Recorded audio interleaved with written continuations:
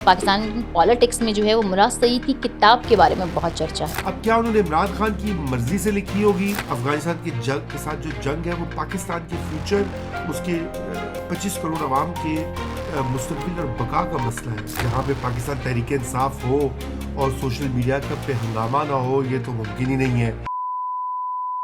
अस्सलाम वालेकुम व्यूवर्स, आप देख रहे हैं आज़ाद सियासत और मैं हूं नौशीन तारिक। व्यूवर्स, इस वक्त जो पॉलिटिकल सिचुएशन है उसके इम्पैक्ट्स आना शुरू हो गए हैं और इसके इम्पैक्ट्स ना सिर्फ खत्ते पर आ रहे हैं बल्कि पूरी दुनिया पर आ रहे हैं और पाकिस्तान में भी महसूस किए जा रहे हैं। ऐसे में पाकिस्तान में जो है वो पॉलिटिकल कंसेंसस होने बहुत ज़रूरी है।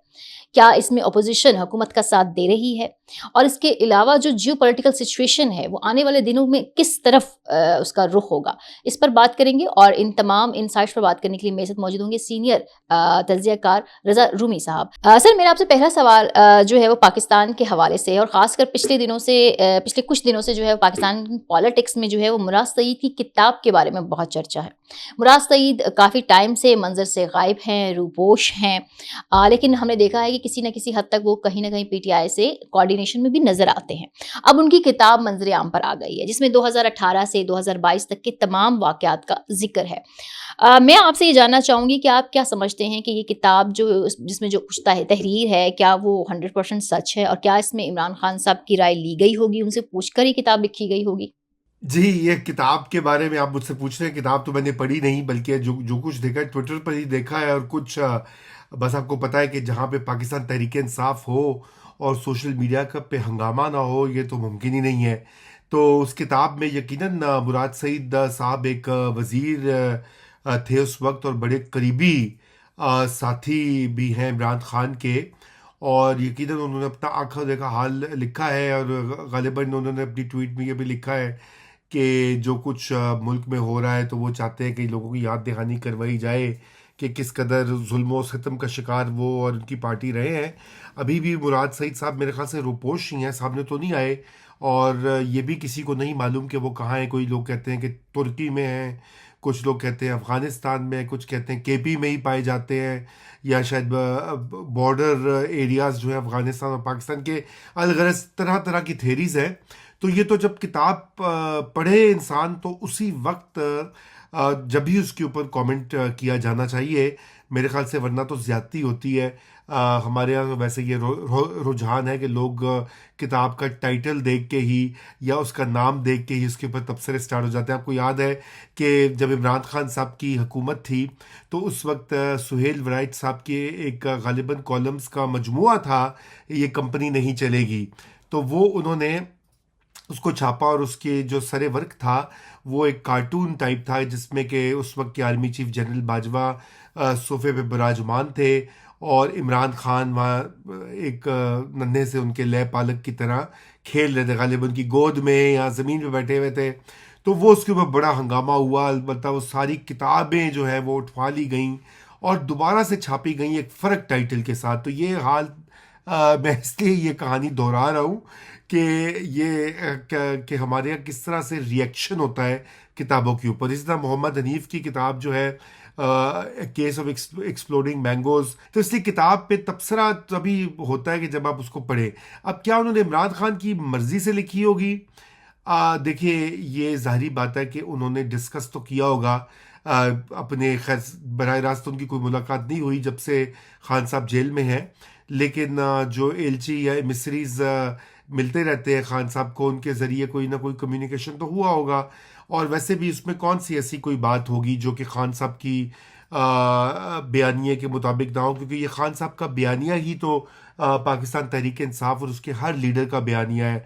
ये मतलब ग़ुलामी नामंजूर और अमरीकी साजिश और साइफर की कहानी और चोर डाकू हर एक को ठहराना, अब सारे के सारे कंपनी के टाउट हैं।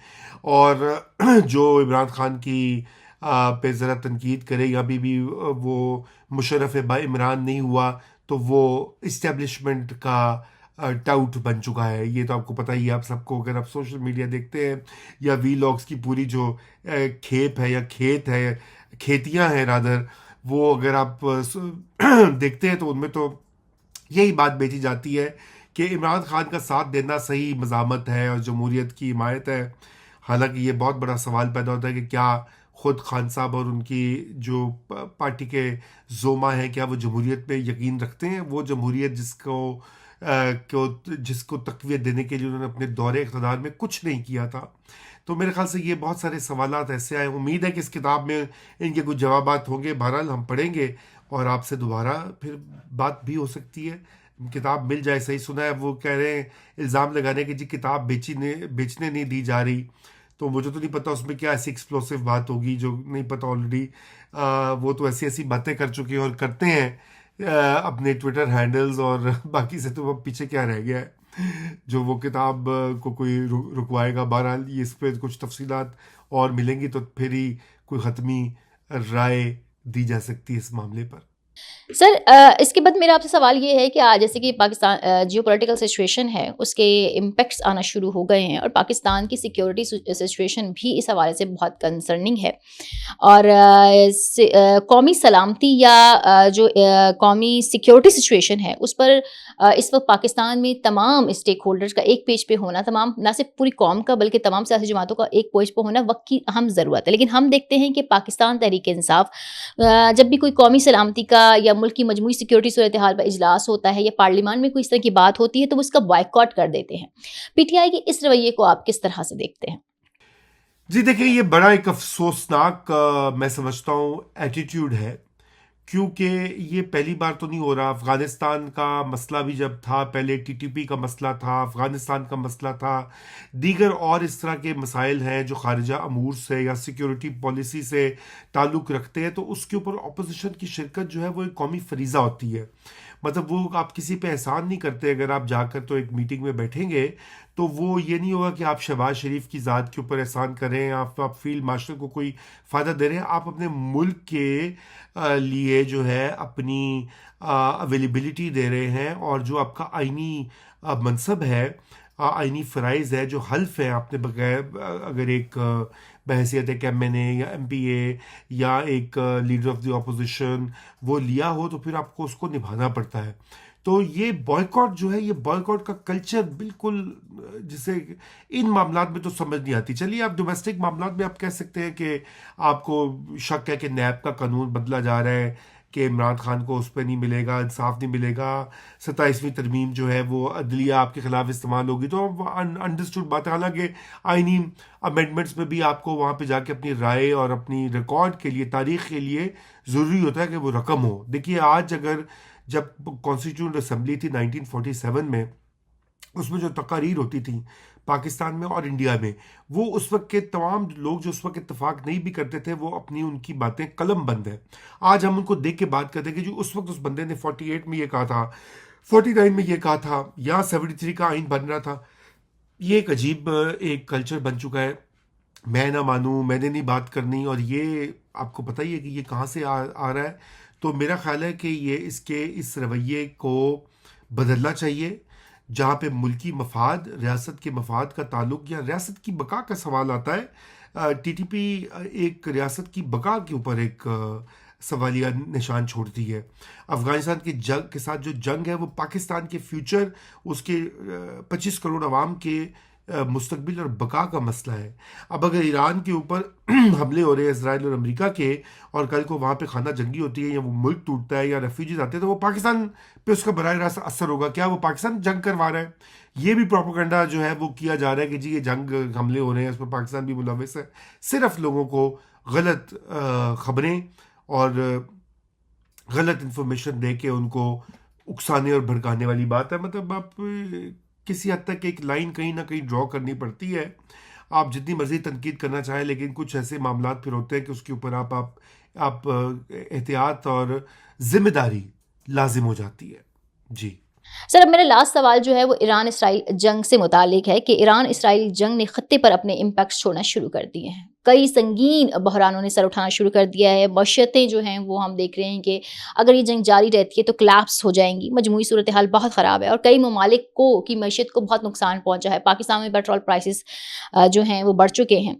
आप इस तमाम सूरत हाल को कैसे देखते हैं, तो मैं ये जानना चाहूँगी, और इसके अलावा आने वाले हालात को किस तरफ जाता देख रहे हैं? देखिए, ये तो एक बहुत ही पेचीदा जंग बनते जा रही है और उससे अब ये हो रहा है कि आपको पता है कि पहले ये ख्याल था कि शायद ये जंग जो है बड़ी जल्दी ख़त्म हो जाएगी, लेकिन अब तो इसका फैलाव जो है वो बढ़ता जा रहा है और इस हद तक बढ़ गया है कि तमाम जो गल्फ़ के ममालिक हैं, जो दुनिया का सबसे बड़े तेल के प्रोड्यूसर्स हैं, बेचते भी हैं, Saudi Arabia, Qatar, Kuwait, Bahrain, वो इस जंग की लपेट में आ गए हैं और उनकी जो सप्लाई है तेल की वो बिल्कुल कम हो गई है। ईरान की सप्लाई भी बंद हुई हुई है। अच्छा, अब उससे क्या है कि तेल की कीमतें ऊपर जाएंगी। तेल की कीमतें पाकिस्तान में भी आपको पता है अभी ऊपर गई हैं, अभी तो थोड़ी सी गई हैं, ये तो मज़ीद ऊपर जा सकती हैं अगर ये जंग का मामला इसी तरह। तो फिर उसके बाद क्या होता है कि आप सबके इल्म में है, नाज़रीन से गुजर चुके हैं पाकिस्तान, कि आपकी महंगाई बढ़ जाती है।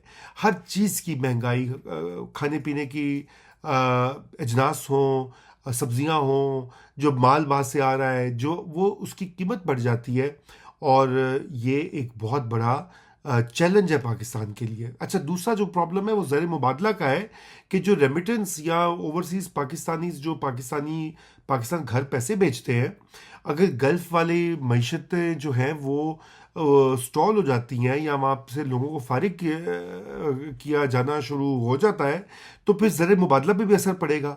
अभी देखें ना, इस साल तो 40-42 अरब डॉलर का अंदाज़ा है कि वो इतने आएंगे। पिछले साल गालिबन कोई 40 के लगभग 40 अरब डॉलर की मैं बात कर रहा हूँ कि लगभग आए हैं, जो कि पाकिस्तान को चलाते हैं, जिससे कि लोगों में खुशहाली या वो कहते थे जी पाकिस्तान कैसे चल रहा है। पाकिस्तान को ओवरसीज पाकिस्तानीज की ये सपोर्ट बहुत बड़ा रीज़न है पाकिस्तान की फंक्शनल रहने के लिए, तो उस पर भी असर आएगा। फिर बरह रास्त जो ख़तरा है हमें इस वक्त, ईरान हमारे पड़ोस में है और वहाँ पे अगर ये बमबारी वगैरह जारी रहती है, वहाँ की रियासत कोलैप्स करती है, तो वो फिर हम एक दोबारा से महाजिरीन का सिलसिला देखेंगे। हम बॉर्डर बंद भी नहीं कर सकते, ये तो इंसानियत का मामला है, ह्यूमैनिटेरियन बेसिस के ऊपर। और फिर उससे भी बड़ा ख़तरा ये है कि अगर बलोच, वहाँ भी एक बहुत बड़ी बलोच आबादी है जो कि नाराज़ है ईरान से, अगरचे कि उनकी अहदाफ फ़र्क हैं, हमारे वाले बलोच जो नाराज़ लोग या रहनुमाएँ उनके अलग हैं, लेकिन ये कि इसराइल की तो ये ख्वाहिश होगी कि वो इनको मिलाकर एक चैलेंज बनाए ईरान और पाकिस्तान दोनों के लिए। और ऊपर से कुर्दों को भी तैयार किया जा रहा है, उनको उतारा जा रहा है कि वो आगे खाना जंगी क्रिएट करें ताकि ईरान को की जो गवर्नमेंट है उसको चैलेंज मिले या वो उसके ऊपर दबाव आए या वो टूटे ईरान। तो हर सूरत में पाकिस्तान पे इसका असर होगा। ये जंगें जो होती हैं ये बड़ी, हमने तारीख देखी है, इनको जिस डगर पे या जो आपका असेसमेंट होती है, हालात उस डगर पे नहीं चलते बल्कि वो काबू से बाहर हो जाते हैं, उनका अपना एक डायनामिक, अपनी एक शक्ल बन जाती है। और अभी यही खदशा है सबसे बड़ा कि कहीं खुदा न खास्ता ऐसा ना हो। दुआ करनी चाहिए कि इस कड़े इम्तिहान से पाकिस्तान और दुनिया और हमारा खित्ता जो है वो निकल आए और कोई ये जंग बंदी का, सीज़ फायर का सिलसिला हो। दुआ ही की जा सकती है और दवा तो कर ही रही है पाकिस्तान की गवर्नमेंट, डिप्लोमेसी जो भी वो कर रही है। Thank you sir, thank you very much. Thank you.